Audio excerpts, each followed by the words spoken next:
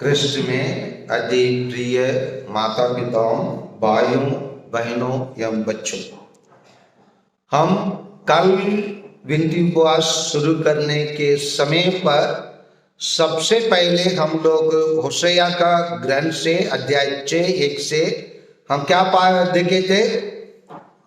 आओ हम प्रभु के पास लौट चले। लौट चलने वाले लोगों में हम सबसे पहले इस उड़ाव पुत्र के दृष्टांत से हम देखे थे। और कल हम लोग उस पिता के कितने पुत्र थे? 2 पुत्र थे। उसमें कौन पापा से धन संपत्ति मांग के चले गया? छोटा बेटा। कल हम लोग छोटा बेटे के बारे में देखे, लेकिन आज हम लोग बड़ा बेटा के बारे में देखे। आप लोग के अनुसार, आप लोग के सोच के अनुसार आप लोग बता सकते हैं बड़ा बेटा अच्छे बेटा था या नहीं है? हाँ, अच्छा बेटा था, है ना? बाद में दल नहीं बदलना है, ठीक है ना? हम लोग के सोच के अनुसार बड़ा बेटा अच्छा बेटा है, लेकिन यहां खोया हुआ लड़का मतलब दोनों पुत्र खोए हुए हैं। एक हम लोग कोयला क्षेत्र में रहते हैं। हम लोग कोयला निकालने का 2 तरीका होता है। एक आते हैं ओपन माइंस। ओपन माइंस समझते हैं ना? कोला माइंस, जमीन के ऊपर से मिट्टी वाला निकाल के फिर कोयला को काट के गाड़ी में लोड करते। दूसरा होता है अंडरग्राउंड। मतलब अंडरग्राउंड समझते हैं ना? जमीन के नीचे जाकर कोयला निकालना है। दोनों कोयला निकालना है, एक कोले आम से, एक चुपके। समझ में आ रहे हैं ना? यहां पर दोनों बेटे उड़ाव पुत्र के रूप में निकले हैं। एक कैसे? उसको कल हम पहले बेटा के रूप में पूर्ण रूप से देखे थे। देखे नहीं देखे? देखे। आज हम लोग बड़े बेटे के रूप में देखेंगे। बड़े बेटे को देखेंगे, जटा लड़का को। आइए अध्याय 15-25 को पढ़िए, कोई जल्दी पढ़िए 15-25 को। हाँ, उसका जेठा लड़का खेत में था। जब वो लौट कर निकट पहुंचा, उसे गाने बजाने, नाचने का आवाज उसको सुनाई पड़ी। यहां पर देखिए ना, पिताजी को मालूम हो गया उसका छोटा बेटा वापस आया। अक्सर पिता लोग क्या करेंगे, ऐसे कुछ चीज होता है तो बगल वाले या रिश्तेदार वाले कोई लड़का को क्या संदेश देंगे? क्या संदेश देंगे? बोलेंगे, ओए आना, सोनू इधर आना, ए राजेश इधर आना, थोड़े से दौड़ के कहाँ जाओ? मेरे बड़े बेटे के पास जाओ और कहो। क्या कहने के लिए बोला होगा? जाओ उसको बताओ। क्या बताने के लिए बोला होगा? आपका छोटा भाई वापस आ गया है, इसीलिए जल्दी से जल्दी कहाँ लौटो? घर शीघ्र आओ। बोलते नहीं बोलते? बोलते। अगर घर में कुछ हो जाता है तो हम लोग क्या करते? किसी को हाथ में गाड़ी लेकर जाके, है ना, लेके आओ। बोलते नहीं बोलते? बोलते। यहां पापा ऐसे क्यों नहीं किया? पापा इसलिए नहीं किया क्योंकि वो जानता था अगर बड़ा बेटा उधर आ जाएंगे बवाल कर देगा। समझ में आ रहे ना? हंगामा कर देगा और परिस्थिति को क्या कर देगा?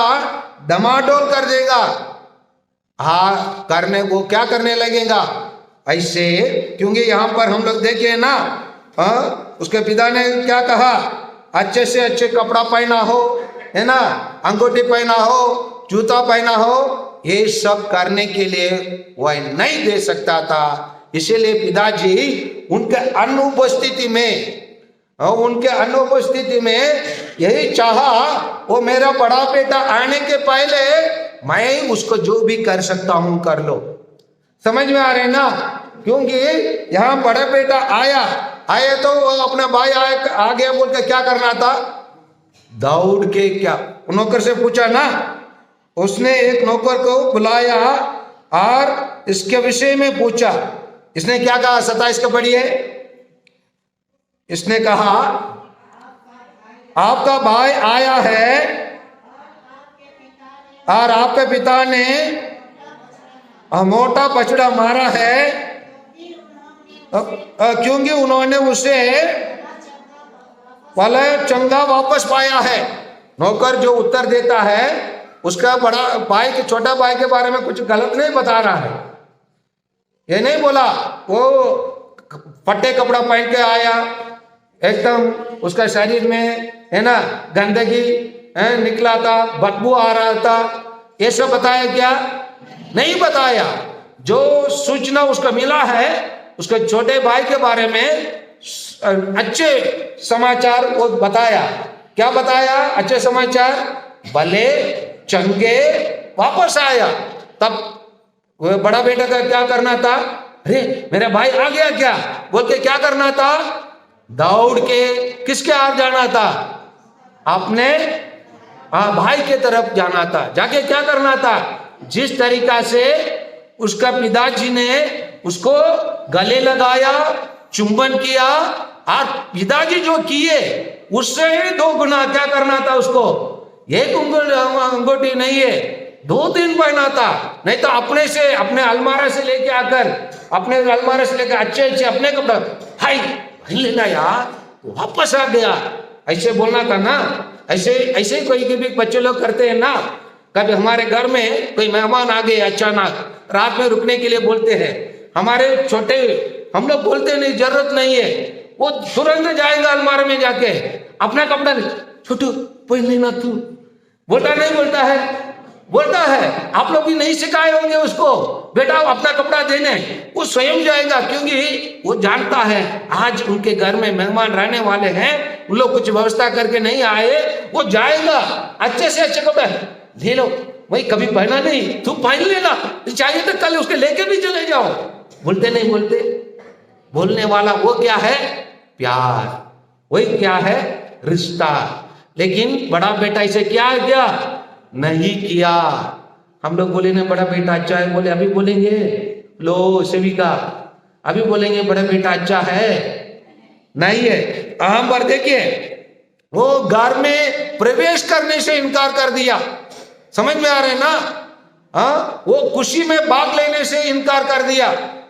खुशी अपने भाई वापस आया, खुशी में भाग लेने के लिए इनकार कर दिया, घर में प्रवेश करने के लिए इनकार करके घर के बाहर धरना करने लगा।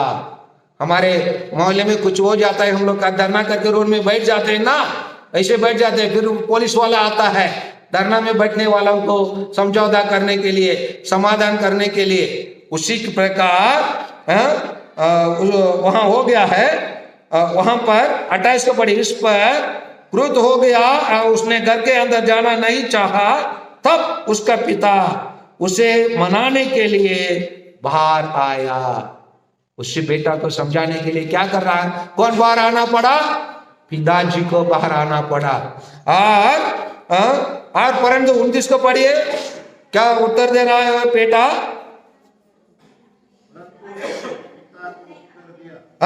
परंतु उसने अपने पिता को उत्तर दिया। क्या उत्तर देता है? मैं इतना वर्षों से आपके सेवा करता रहा ना। एक चीज से देखते जाएंगे, अभी देखिए ना, मैं इतना वर्षों से आपकी सेवा करता आया हूं। क्या बोल रहा है? मैं आपका सेवा। कौन सेवा करता है? सेवक। समझ में आ रहे हैं ना? सेवक लोग क्या सेवा करते हैं? बड़े बेटा सेवक के रूप में अपने घर में सेवक के रूप में रखेंगे क्या? मैं अपने घर को संभालते आया। समझ में आ रहे हैं ना आपके? है ना? समझ में आ रहा है? ऐसे बोलना चाहिए ना।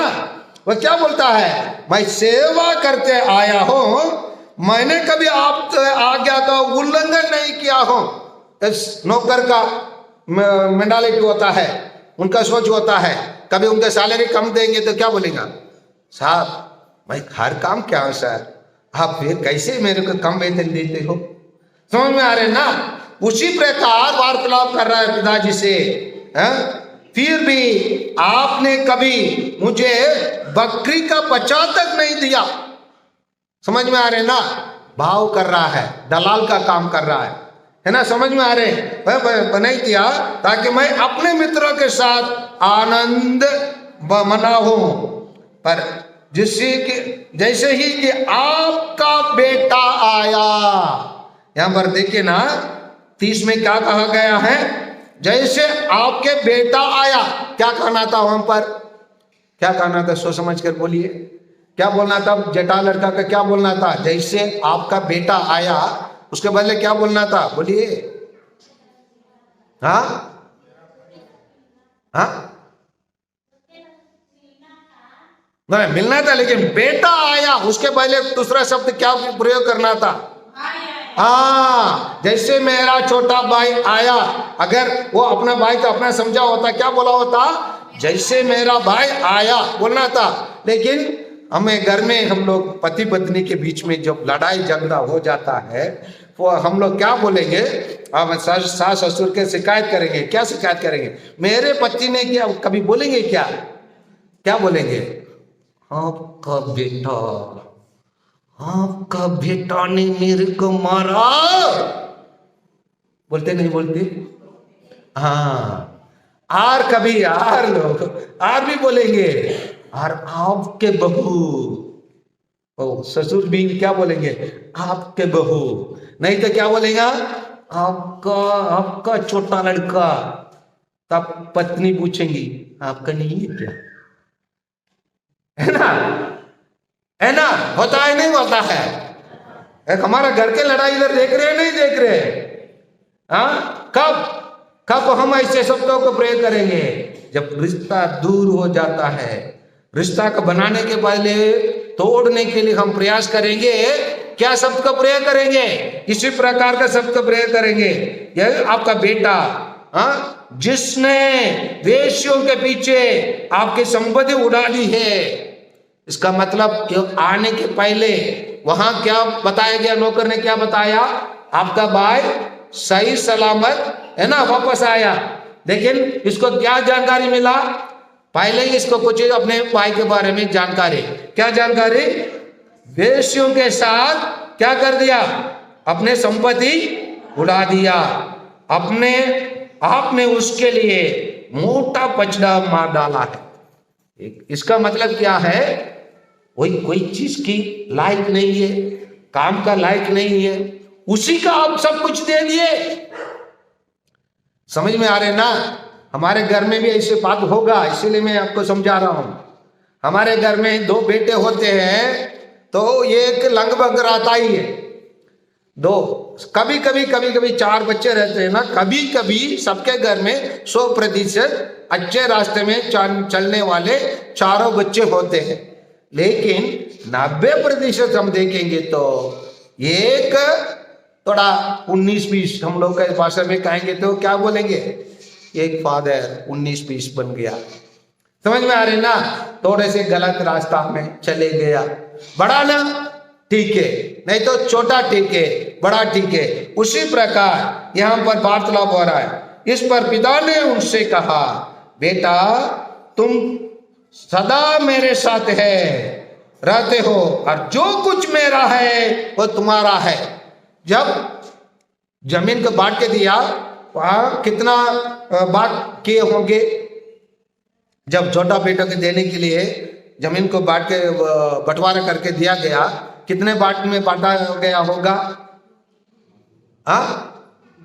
अरे बोलिए ना, आप लोग सब प्रतिदिन अपने घर में कार्य करते हैं। हाँ, 3, एक माँ बाप के लिए, एक दूसरा बेटा के लिए, एक है ना, एक पाला बेटा के लिए, एक दूसरा बेटा के लिए। अगर 2 बेटे रहते हैं तो, अगर 4 लोग रहते हैं तो, 4 बेटे लोग रहते हैं तो 5 भाग माँ बाप के लिए एक, है ना। इसलिए पिताजी क्या बता रहा है? जो भी मेरा है वो क्या है? तुम्हारा है। पिताजी अपने बोलने में कुछ भी गलती नहीं कर रहा है। पिताजी अपना भूमिका को अच्छे से निभा रहा है, है ना। इसीलिए जो मेरा है, परंतु आनंद मनाना और उल्लासित होना उचित है, क्योंकि तुम्हारा यह भाई मर गया था और फिर जी गया है, और खो गया था और फिर मिल गया है। ये प्रभु यीशु क्यों कहते हैं? इसके लिए अध्याय 15 पद संख्या 1 से 3 तक हमको पढ़ने की आवश्यकता है। पढ़िए क्या लिखा है, पढ़िए फास्ट।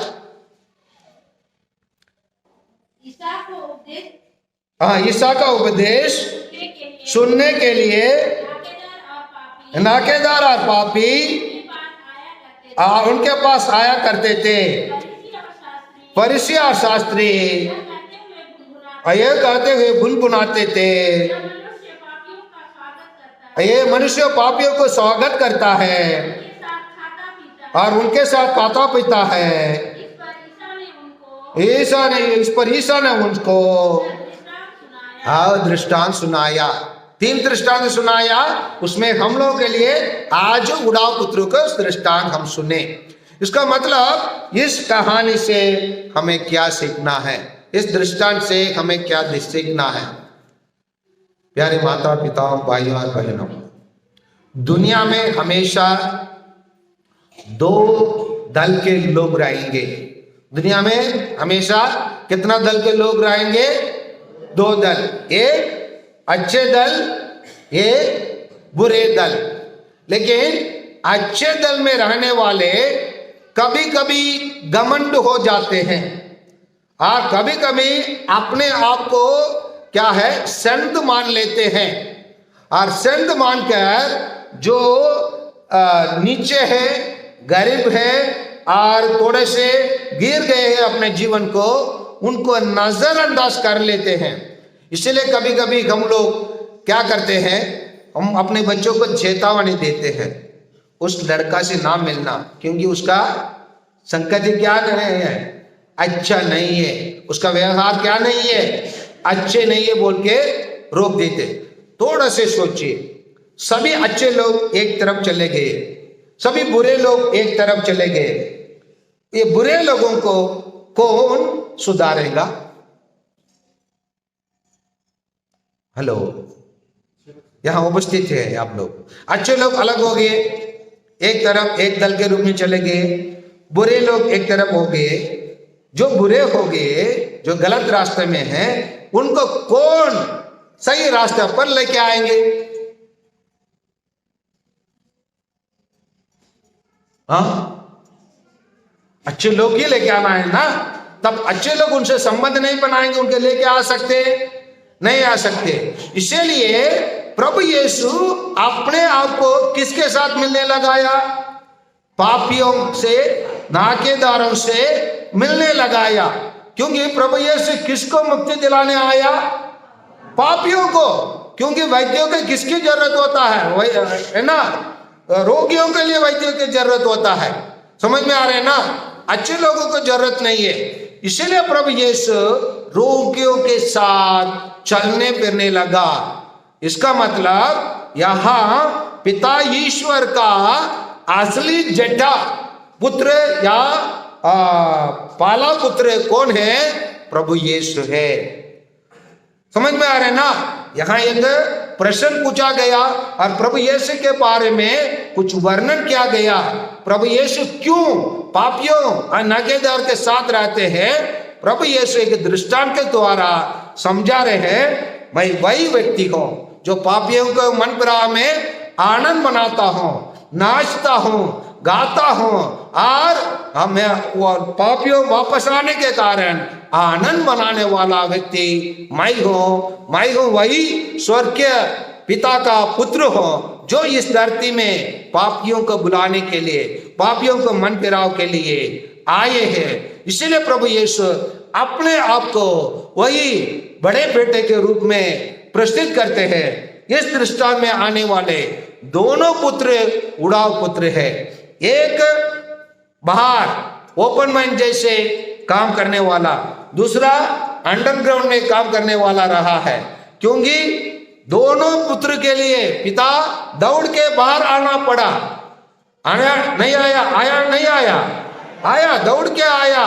बड़े और छोटे बेटे अपने गलतियों को एहसास किया और उसके लिए पाप क्षमा मांगने के लिए उन अपने पिता के आर आया, लेकिन क्षमा मांगने के पहले पिता ने उसको प्रदान कर देता है, क्योंकि वो अपना गलती को एहसास किया, महसूस किया और इसी के कारण वो अपने पिता के पास लौट के आया, क्योंकि वो अपने पिता को वहां कोई नौकर वहां उसके लिए नौकरी के रूप में रखा है। उस मालिक भी पिता रहा होगा, एक अच्छे पिता नहीं, अच्छे पिता नहीं है, एक पिता किसी बच्चों का पिता रहा होगा, लेकिन वो क्या नहीं किया, उसके लिए खाना, स्वर्ग के लिए खिलाए वाला खाना भी, भोजन भी, फलियों का भी नहीं दिया।